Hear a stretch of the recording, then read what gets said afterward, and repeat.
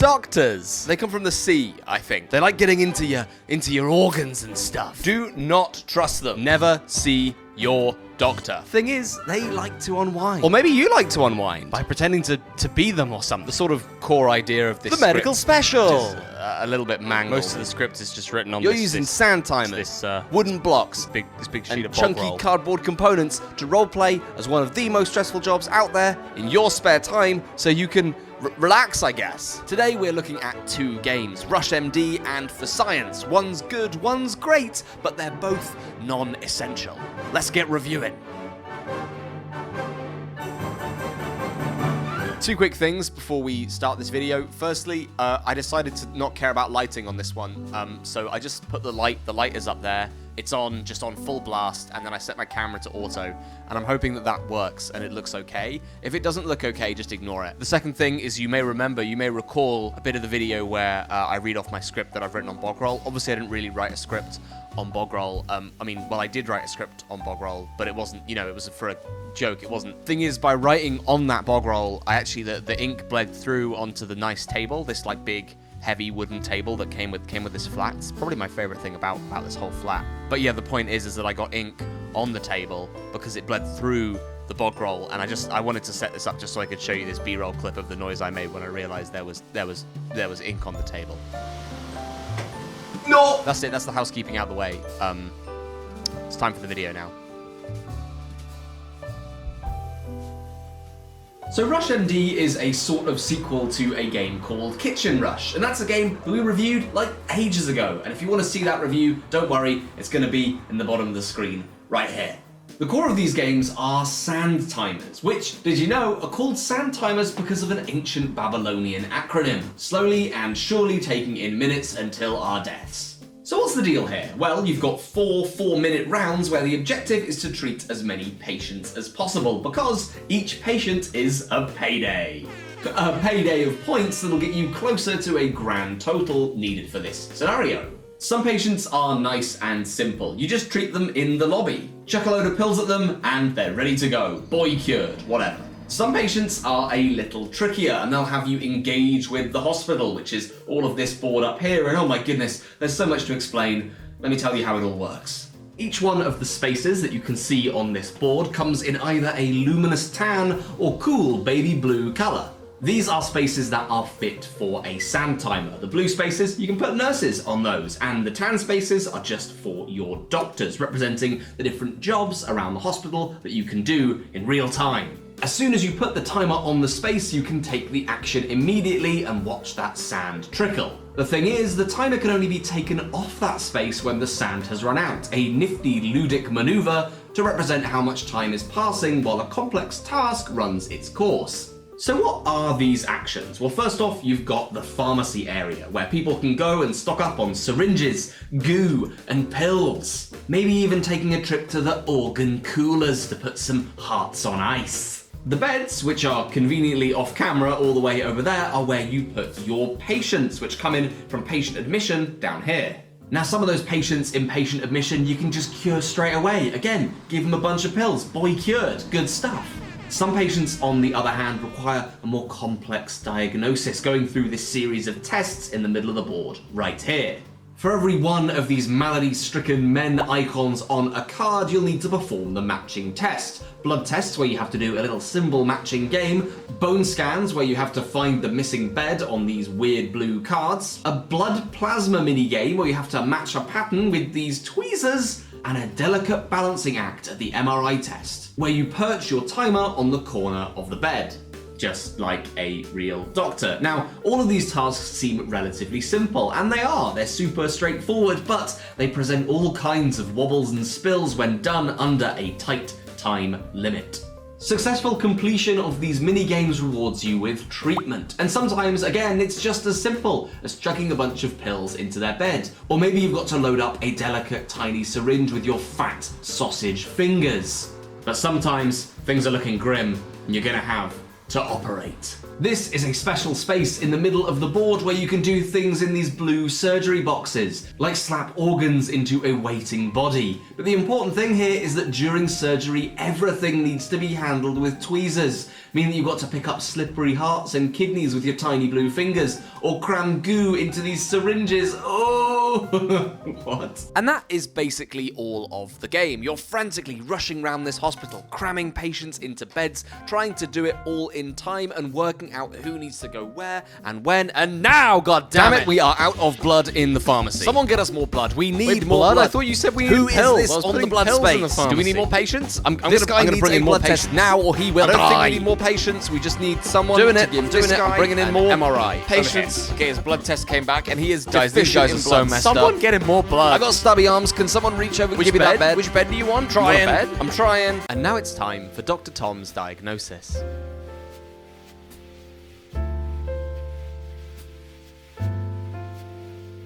Okay, so Rush MD is a cool, weird little dexterity game that every single time I've played, I've had a great time with and thought that I probably won't actually play it again.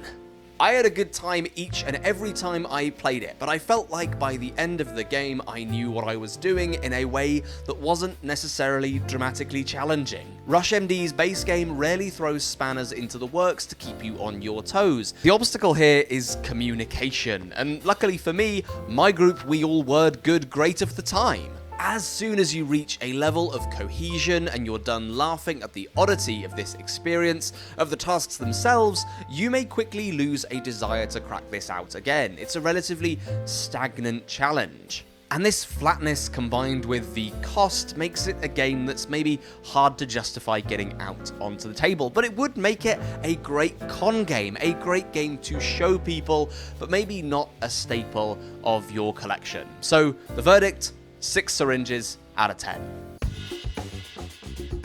Rush MD was originally birthed from the sticky womb of Kickstarter, and so you can get your grubby mitts on like a billion extras if you want them. First up, we've got the ICU expansion, which includes some new tests. You've got urinalysis, where you have to do what's basically a blood test but with letters instead, allergy tests, where you stack these little piplets on top of each other with tweezers, which is nasty, ultrasounds that have you panning for gold to try and find the corresponding bed number, and CT scans that are another weird little dexterity game. ICU patients need to be stabilized before they can be treated, so you'll have to defibrillate them by placing these tokens on their bed and shouting clear and rolling dice until they turn green.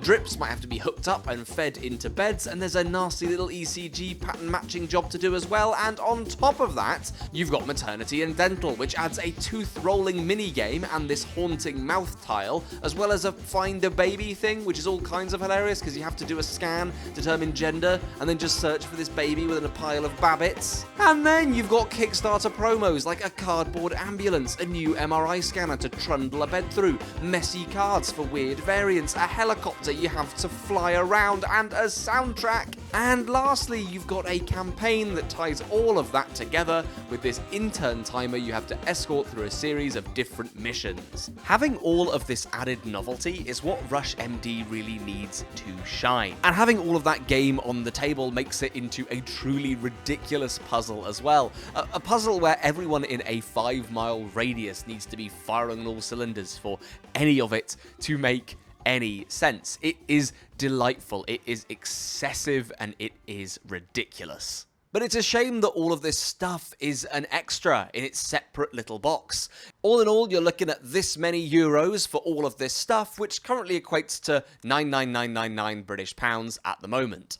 Now that price is not a bad deal at all, especially considering how much stuff you actually get in all of these boxes, but it is a hard pill to swallow when it is the novelty that is pulling you through this experience. Even with all of this stuff and all of this challenge, it is something I'm unlikely to crack out now I've seen it all. The game lasts as long as the novelty does.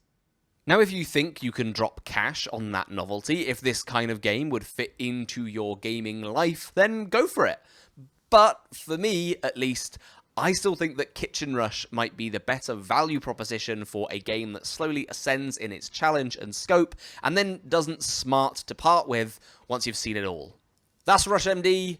Now on to the next game.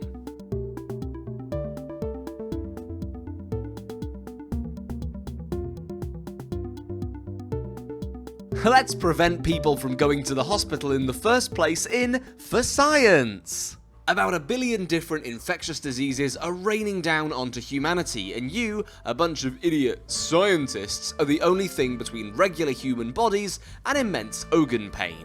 What we're looking at here is fundamentally a stacking game. A whole load of these giant, jumbo children's playing pieces are going to tumble onto the table, and it's your job to create mind-bending, physics-defying sculptures out of them like you were Pablo Picasso's prodigy. Pingu Picasso. But what are you trying to build? There are 3 diseases on the board that have space above them for design cards, which will give you a little blueprint for exactly what kind of objet d'art it is that you need to cooperatively construct. So the first thing you're going to do is draw a hand of these design cards. 1, 2, no! Stop right now. You do not get to draw any more than 1 card. Your hand is 1 card, and you're going to be happy about it. So, why are you doing this? Well, each of these diseases is going to have specific requirements that you're going to need to fulfill with those design cards. If you're curing Blastitis R3, you need to have these shapes present on every card. And if it's mutated, you'll need to make sure that there's this exact connection somewhere within the structure.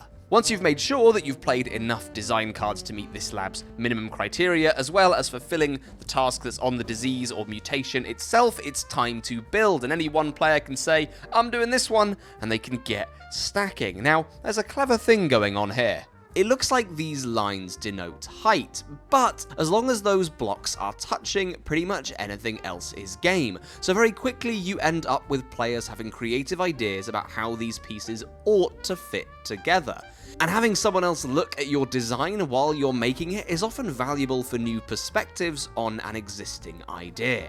This stuff is clever. It promotes that sense of urgency where you need to place a card to get it out of your hand so you can get another to start completing a design, but that speed is going to cause mistakes. And of course, everyone can contribute to pretty much any of these blueprints. It's a task that leads to tangles. And now, of course, you can get rid of a card, that's just fine, but every 3rd card binned introduces mutations into the diseases you might be curing. Maybe you should have just played that card and bit the bullet rather than mutating the disease, but there's no time for thinking. This is medicine. I sort of rushed setting up a demo example, and I didn't really think about what cards I was playing, and never thought I could get this to work, but look! It's freestanding, that's crazy. The core of For Science is that you will be rapidly assembling these bizarre little structures and then having another player verify them, making sure that all these connections are up to scratch, and then knocking them down and starting again. But why are you building any of these structures in such tight time pressure in the first place? Well, conquering diseases gets you these pieces that'll help you create a cure. You'll tessellate them together to make enclosed areas of each colour, and once you've enclosed an area, you count how many symbols are captured in that area, bumping up these tracks and getting you closer to winning the game, which happens when the total number of symbols within your monstrous puzzle reaches a certain threshold, depending on player count. Do it all in a set number of minutes, depending on your difficulty. And that is the core game, but I've neglected to mention all the other nonsense in this box. Unique player powers, your own personal lab you can work on private cures in, that'll get you the little shapes to fill in the gaps in the big puzzle. Events that'll shake up the game with new rules, and some truly irritating mutations that sometimes just have you doing daft stuff. But all that stuff is really rather simple, and it's on top of a game that is incredibly simple. It's literally just a game of taking design cards, playing them into the different labs, and then getting blueprints for things you need to build out of children's playing blocks. And that immediacy is key to the joy of For Science. You can teach it so quickly. You can teach it almost by looking at it. So let's just get into the meat of the matter here, which is that For Science is really rather good, and it's good in 2 obvious, very standout ways, which can be roughly summarized as flexibility and joy. We'll talk about the latter first. This game is a blast in its immediacy and tactility. It is a game that requires coordination on all levels, whether you're playing it with 2 players or all the way up to 6, where you're crafting ambitious constructions that have other players going, "What? You're building that?" But they don't just look over at your stuff by chance. The verification process means that you're constantly engaging with what other players are doing, what other players are designing, maybe giving you second opinions on exactly how you should be constructing an awful thing out of blocks. You're bringing people over to peep the horror, and when it all falls down, you can't help but laugh at what an absurd task it is you're all collectively wrangling. And all of that is possible because this core task is pared back, simple, and immediate. These chunky blocks are playful. People want to touch them. People want to fiddle and engage with them. And the whole game is that. But that fun time stacking is layered on top of this rushed, panicked card play and easy to let slip endgame scoring that makes every moment of your construction go as fast as you can get it to go. Rarely are you given time to breathe in this game. You are often making mistakes, and mistakes are what make games like this fun. And so let's talk about that second word, flexibility, which exists both inside of the game and outside of it. When you're in it, this is a game where your own eyes are going to see a different puzzle than everyone else's, where your approach is allowed to be unique, and where your team's attitude towards certain parts of the board is going to alter on every win or loss as you scramble through the strategy and bump up the difficulty. But when you're outside of the game, For Science allows you to tweak your experience in so many meaningful ways. Not only do you have an array of difficulty options, but you also can have different approaches. If people can't do the dexterity part of the dexterity game, then just lay the blocks on the table to make it more of a puzzle. If you're finding the time limit too restrictive or stressful, then For Science says get rid of it. Instead, play it as a score attack rather than a time trial. Take out the events, bin off the mutations, play with random player roles, whatever you want to get this puzzle in the place you want it to be. And on top of that, the game itself is so simple that it's immediately accessible. But let's get to the prime rib here. Ultimately, as good as I think For Science is, I kind of find it a serious novelty. A serious novelty, though. Like, this is maybe a game that is best in its class for what it does, but had I have not received it as a review copy, I would probably have quite a hard time justifying a purchase of it. Again, I'll say that this game is best in its class for this kind of game. These big box dexterity real-time puzzlers, but I don't think I'm the right player for these things. Just like with Rush MD, I'm rarely reaching for this game to fill up my table, even though I have a fabulous time with it. Both of these games feature that great initial spike of difficulty where you're figuring out the puzzle and going through that puzzle with the same group multiple times, iterating on our own solutions and gradually cranking the difficulty up. That was a blast. But it's quite easy to have your fill quite quickly. But maybe I'm being too harsh on these games, for people who play fewer games and aren't so much gluttons for novelty as I am. I'm the kind of person who becomes obsessed with a video game for about 6 days and then never thinks of it again. Unless it's made by FromSoft or it's Destiny 2. And so then it becomes about showing the game to different groups, getting fresh eyes on these weird experiences. And For Science is such a phenomenally fast teach that you can get it to the table and played in about 20 minutes total. But if you're not getting lots of different groups, then maybe you've got a flash in the pan on your hands. A large box of building blocks that will get played relentlessly for a week or so, and then cracked out very, very occasionally. But then again, this could be a game that you regularly bring to your family or crack out at a local game night.